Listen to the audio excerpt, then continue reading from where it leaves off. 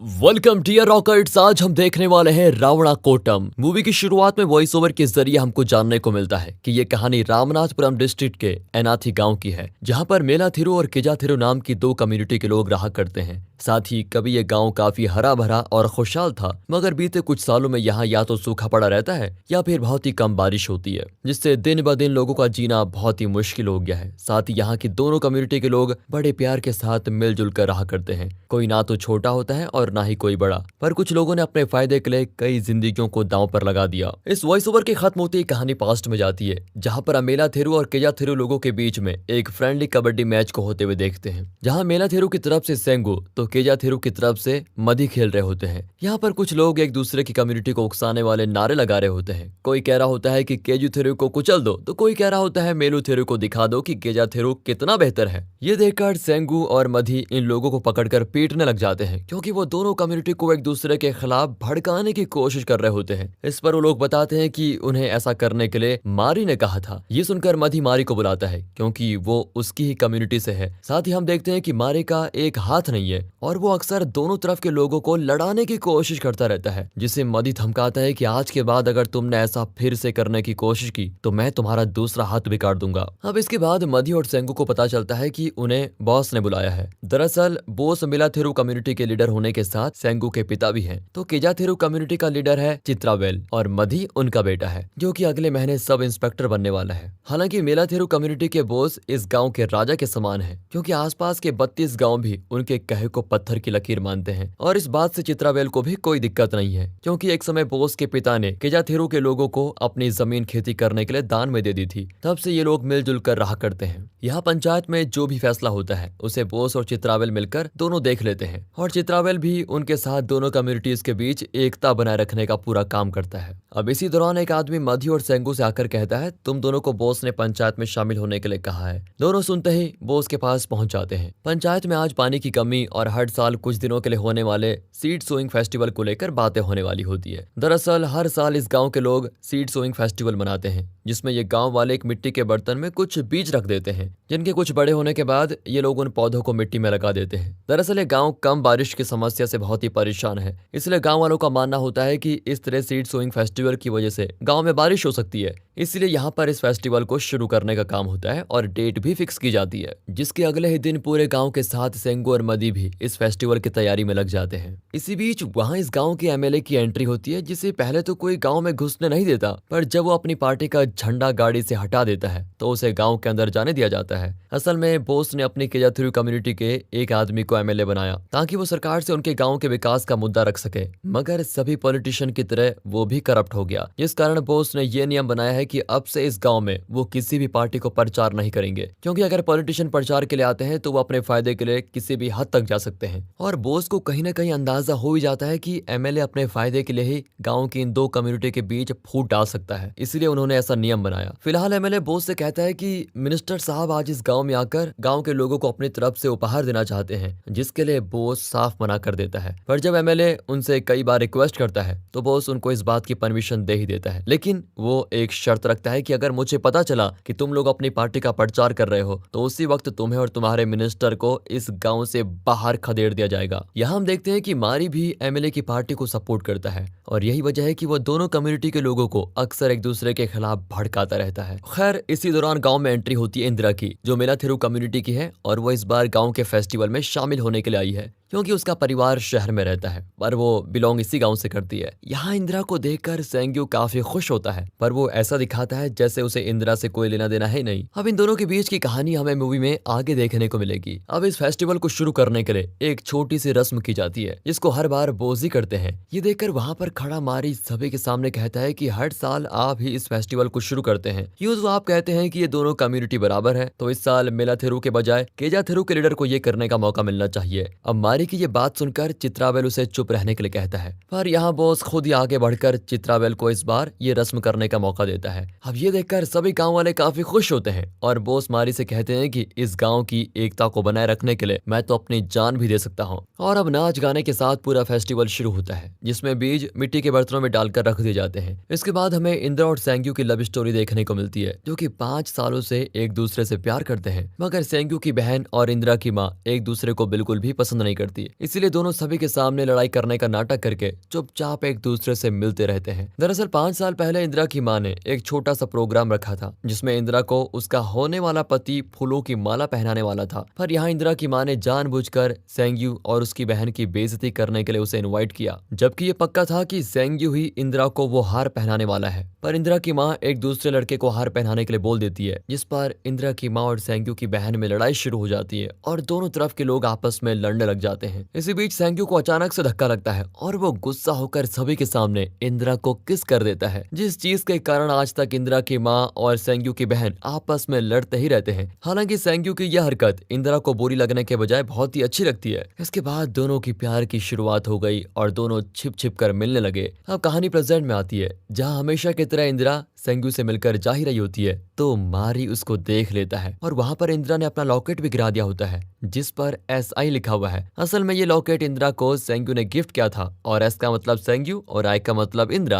अब इंदिरा को जब लॉकेट खोने के बारे में पता चलता है तो वो सेंग्यू को कॉल करके इस बारे में बताती है। सेंग्यू कहता है कि तुम चिंता मत करो, हम साथ जाकर बिल्कुल वैसा ही एक दूसरा लॉकेट बनवा लेंगे। इसी दौरान सेंग्यू देखता है कि MLA चुपके से कुछ सामान लेकर रख रहा है, जिन्हें देखने पर उसको पता चलता है कि कल के दिन जो गिफ्ट मिनिस्टर लोगों को देने वाला है उसके पैकेट्स में पार्टी का एडवर्टाइजमेंट छिपा हुआ है। इसलिए यहाँ पर सेंग्यू और उन लोगों के बीच लड़ाई शुरू हो जाती है। ये देखकर मधी भी सेंग्यू का साथ देने के लिए आ जाता है और इस बारे में जब बॉस को पता चलता है तो वो ये सारा सामान वहां से भिजवा देता है और MLA के साथ मिनिस्टर की भी एंट्री पर रोक लगा देता है। इसके बावजूद भी मिनिस्टर अगले दिन गांव में आने की बहुत कोशिश करता है, जिसकी गाड़ी को गांव वाले और बोस बाहर ही रोक देते हैं। यहाँ मिनिस्टर चालाकी दिखाते हुए बोस से कहता है कि जब कोई तुम्हारे फेस्टिवल में शामिल होने के लिए आता है तो क्या तुम लोग उसको ऐसे ही रोकते हो। बोस कहता है कि फेस्टिवल में शामिल होने में कोई बुराई नहीं है, लेकिन आपको अपनी पार्टी से जुड़ी हर चीज को निकालने के बाद ही गांव में एंट्री मिलेगी। अब यहाँ मिनिस्टर को बोस की ये शर्त आखिरकार माननी ही पड़ती है, पर फिर भी वो बाज नहीं आता। अब MLA और मिनिस्टर एक मंच लगाकर लोगों को पैसे का लालच देकर बुलाने की कोशिश करते हैं। पहले वो 5 फिर 10 और उसके बाद 15,000 देने की घोषणा करते हैं, पर उनकी इस रैली में एक भी गांव वाला शामिल नहीं होता, जिस कारण मिनिस्टर को वहां से आखिर जाना ही पड़ता है। अब रात को मिनिस्टर MLA से बताता है कि रिसर्चर्स को रामनाथपुरम में मिनरल्स और मीथेन काफी मात्रा में मिला है, इसलिए पार्टी ने एक बहुत ही बड़ी कॉर्पोरेट कंपनी के साथ डील कर ली है, जिस कारण तुम्हें कुछ भी करके अनाथी गांव के लोगों को आपस में लड़वाना होगा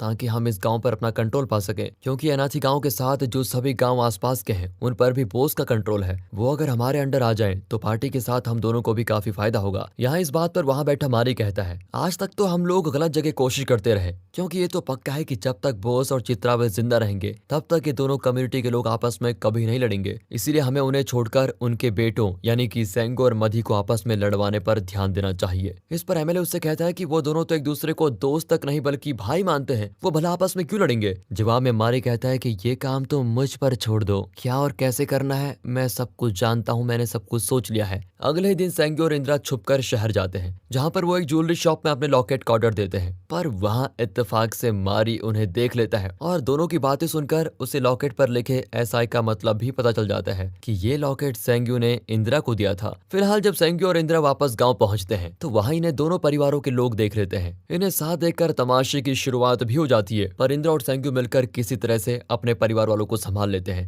वो बताते हैं कि इंदिरा को शहर से वापस गांव आने के लिए बस नहीं मिल रही थी, जिस दौरान सेंग्यू उसको मिल गया, इसलिए वो सेंग्यू के साथ वापस गांव आ गई। और फिर इनकी इस बात पर इंदिरा की माँ के साथ सेंग्यू की बहन भी विश्वास कर लेती है। अब इस पूरे तमाशे की वजह से सेंग्यू इंदिरा से मिलना कुछ दिन बंद कर देता है, जिस बात से नाराज होकर इंदिरा माधी के साथ घूमकर सेंग्यू को जलाने की कोशिश करती है। इसी के साथ अब मारी धीरे धीरे माधी से नजदीकियां बढ़ाने लग जाता है, क्योंकि दोनों एक ही कम्युनिटी के होते हैं। माधी को भी बाकी सभी की तरह सेंग्यू और इंदिरा के बारे में पता नहीं होता, इसलिए मारी मधी के दिमाग में ये बात डालना शुरू कर देता है कि इंदिरा तुमसे प्यार करती है। साथ ही कुछ दिनों के बाद मारी मधी को वही लॉकेट ला कर देता है जो इंदिरा से गिर गया था। मारी उसको बताता है कि ये लॉकेट मुझे इंदिरा ने तुम्हें देने को कहा है। अब मधी के विश्वास को पक्का करने के लिए मारी उससे कहता है क्योंकि तुम सब इंस्पेक्टर बनने वाले हो, इसीलिए इंदिरा ने तुम्हें SI लिखकर ये लॉकेट दिया है, जिसका मतलब है सब इंस्पेक्टर। अब यहाँ मधी के दिल में भी इंदिरा के लिए प्यार जागता है। इसी दौरान इंदिरा मधी के साथ शहर में ज्वेलरी शॉप पर जाती है, जहाँ वो मधी से छिपकर अपनी ऑर्डर की हुई चैन को कलेक्ट कर लेती है। फिर वो मधी के साथ और सामान देखने लग जाती है, जहाँ दोनों को इस तरह देखकर सेंग्यू वहां से गुस्सा होकर चला जाता है, जिससे इंदिरा भी बहुत अपसेट होती है, इसलिए वो भी मधी को वहीं छोड़कर गाँव आ जाती है। इसी दौरान वो सेंग्यू को कई बार कॉल करती है, पर उसके किसी भी कॉल का वो जवाब नहीं देता। इसके बाद इंदिरा अब अपने और सेंग्यू के बारे में मधी को सब कुछ बताने का सोचती है ताकि फ्यूचर में उसके दिल में इंदिरा के प्रति कोई भी गलत फीलिंग्स न डेवलप हो। वो मधी को फोन लगाती है जो कि किसी काम में लगा होता है, इसलिए वो अपना फोन मारी को रिसीव करने के लिए दे देता है, जिसे मारी उठाकर कुछ भी नहीं बोलता।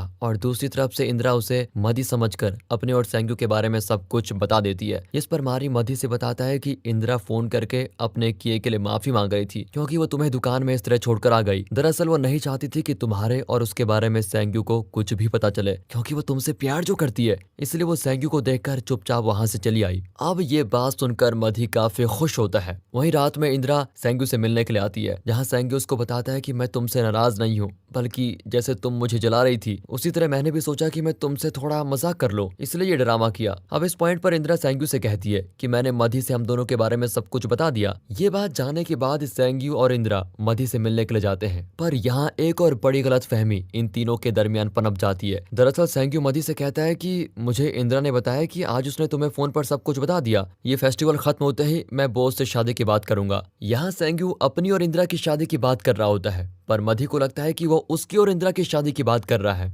फिलहाल अगले दिन फेस्टिवल का आखिरी दिन होता है, जिस दौरान सभी लोग पौधों को मिट्टी में लगा देते हैं। इसी दौरान सेंग्यू इंदिरा को इशारे से अपने पास बुलाता है, जहां मधी दोनों को साथ में देख लेता है। अब फेस्टिवल के खत्म होते ही बारिश होना शुरू हो जाती है। दूसरी ओर मधी मारी के साथ ड्रिंक कर रहा होता है क्योंकि उसको लगता है कि सेंग्यू और इंदिरा ने उसको धोखा दिया है। अब क्योंकि लोहा गर्म हो गया है तो मारी मौका देखकर मधी से कहता है इसमें बेचारी इंदिरा का कोई दोष नहीं, वो तो बेचारी बहुत ही बड़ी भोली है, सारी गलती तो उस सेंग्यू की है जिसने सब कुछ जानते हुए भी ऐसा किया। दरअसल उससे ये देखा नहीं गया कि मेला थिरु लड़की किजा थिरु लड़की को पसंद करती है, इसलिए उसने इंदिरा को अपने प्यार के जाल में फंसा लिया। और उसके लिए सेंग्यू को तुम कभी माफ मत करना, क्योंकि इस तरह से कई सालों से सेंग्यू की कम्युनिटी के लोग हमारी कम्युनिटी का हक मारते हुए आ रहे हैं, जिन्हें उनका हक तुम्हें दिलाना होगा। तुम अपने पिता की तरह ना बनो जो कि सीधे साधे हैं, उन्हें तो ये सब कुछ नजर आता ही नहीं। अब अगली सुबह बॉस के सामने एक और पंचायत बैठती है, जिसमें सेंग्यू तो शामिल होता है पर मधी नहीं होता। केजा थिरु के लोग चाहते हैं कि इस बार खेत सिंचाई का मौका उन्हें पहले दिया जाए, जबकि इस साल खेत पहले सींचने की बारी मेला थिरु की होती है और ये सब कुछ कम पानी की वजह से ही हो रहा होता है।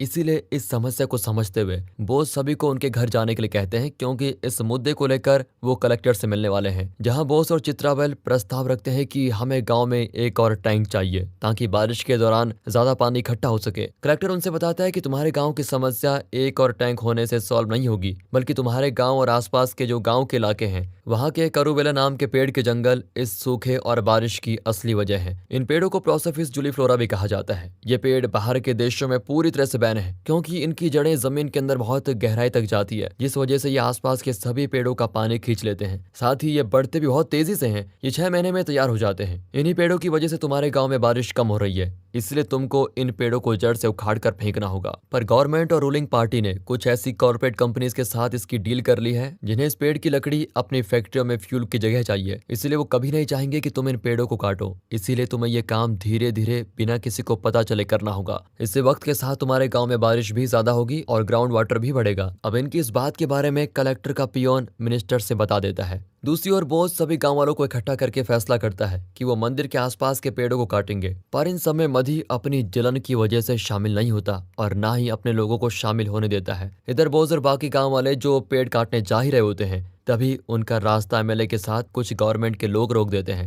वो बताते हैं कि ये जमीन सरकार की है, इसलिए इन पेड़ों को काटने के लिए आपको पहले सरकार की परमिशन लेनी होगी। जबकि बोस को पता है कि ये सारी जमीन उनके पिता की है, जिसे उन्होंने गांव वालों को खेती करने के लिए दान दिया था। तो जो पेपर ये लोग दिखा रहे हैं वो नकली है और असली पेपर लेने के लिए बोस चित्रावेल के साथ अपने पिता के दोस्त से मिलने जाता है, जिनके पास वो असली पेपर होते हैं। उनसे पेपर लेने के बाद जब ये दोनों कोर्ट में जा ही रहे होते हैं, तभी मिनिस्टर के इशारे पर इनकी गाड़ी का एक्सीडेंट करवा दिया जाता है, जिसमें बोस और चित्रावेल दोनों की मौत हो जाती है। अब इन दोनों को अंतिम विदाई देने की तैयारी होती है, तभी वहां पर एमएलए आता है, जिसे सेंग्यू रोकने की कोशिश करता है। एमएलए कहता है कि मैं यहाँ तुम्हारे पिता के लिए नहीं बल्कि चित्रावेल के लिए आया हूँ। ये देखकर सेंग्यू मधी से एमएलए को रोकने के लिए कहता है, पर यहाँ मधी एमएलए का साथ देता है, जिसके साथ ही दोनों कम्युनिटीज के बीच अलगाव शुरू हो गया है। और यहाँ तक कि जब दोनों ही अपने लीडर का अंतिम संस्कार करने के लिए जा ही रहे होते हैं, तो इस बात के लिए भी होड़ हो जाती है कि कौन शमशान घाट पहले पहुंचेगा, क्योंकि जो आखिर में जाएगा उसे थोड़ा इंतजार करना पड़ेगा। और यहाँ मेला थेरू के लोग बोस की बॉडी को लेकर पहले आ जाते हैं। मिनिस्टर मधी से कहता है है, गाँव के चौराहे पर मैं तुम्हारे पिता चित्रावेल का एक बड़ा स्टैचू बनवाऊंगा। ये बात सुनकर सेंग्यू कहता है कि चौराहे पर स्टैचू तो बोस का ही लगेगा। और इस बात पर दोनों तरफ के लोगों के साथ सेंग्यू और मदी भी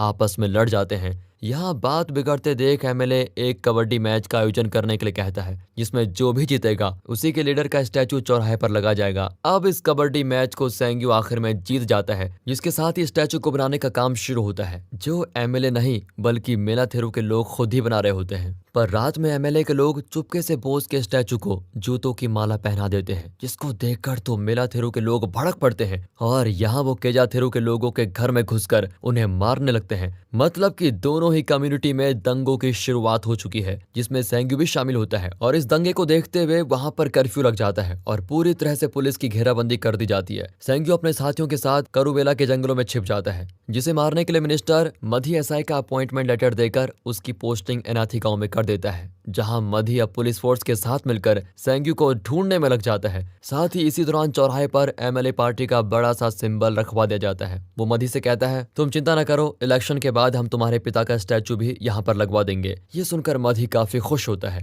अब रात में इंदिरा मधी को कॉल करती है, जिसे पुलिस ट्रेस कर रही है। इसको सुनकर पुलिस वाले समझ जाते हैं कि सेंग्यू आज गांव में आने वाला है, इसलिए मिनिस्टर के इशारे पर पुलिस को ये ऑर्डर दिया जाता है कि वो जिसे भी देखे उसे गोली मार दे, साथ ही साथ मिलकर जल्दी से सेंग्यू को भी खत्म कर दे। इसी दौरान गांव में अलग अलग जगहों पर धमाके होते हैं, जिनको देखकर मधी के साथ इंदिरा भी समझ जाती है कि ये सेंग्यू का ही काम है, इसलिए वो सेंग्यू से मिलने के लिए निकल पड़ती है। वहीं दूसरी तरफ सेंग्यू उस पार्टी का सिंबल भी उड़ा देता है, जिस दौरान मधी उसको भागते हुए देखता है और उसका पीछा करने लगता है। दूसरी ओर पुलिस जिसे भी देख रही होती है उसे गोली मार देती है। इधर मधी और सेंग्यू में भी लड़ाई शुरू हो जाती है और जैसे मधी सेंग्यू को मारने वाला होता है, वहां इंदिरा आकर उसके सामने खड़ी हो जाती है, जिस दौरान मधी की नजर उसके लॉकेट पर जाती है। और अब यहाँ जब वो उसके बारे में इंदिरा से पूछता है, तब जाकर उसकी गलतफहमी खत्म हो जाती है। मधी को आखिर समझ में आ गया है कि मारी एमएलए और मिनिस्टर ने उसका इस्तेमाल किया है, इसलिए वो खुद को मारने जाता है, पर यहाँ सेंग्यू उसको रोक लेता है। अब इनकी ये सारी बातें मारी वहां खड़ा सुन रहा होता है, इसीलिए वो मधी को पीछे से चाकू मारकर भाग जाता है। फिर सेंग्यू उसका पीछा करता है और दोनों भागते हुए एमएलए के पास पहुंचते हैं, जिसे सामने देखकर सेंग्यू उसको पकड़कर काफी बुरी तरीके से मारता है। तो यहाँ एमएलए उसके पूछने पर बताता है कि बोस और चित्रावेल को मिनिस्टर नहीं मरवाया था। इतना बताने के बाद एमएलए वहां से भागने की कोशिश करता है, तभी वहां पर मधी भी आ जाता है।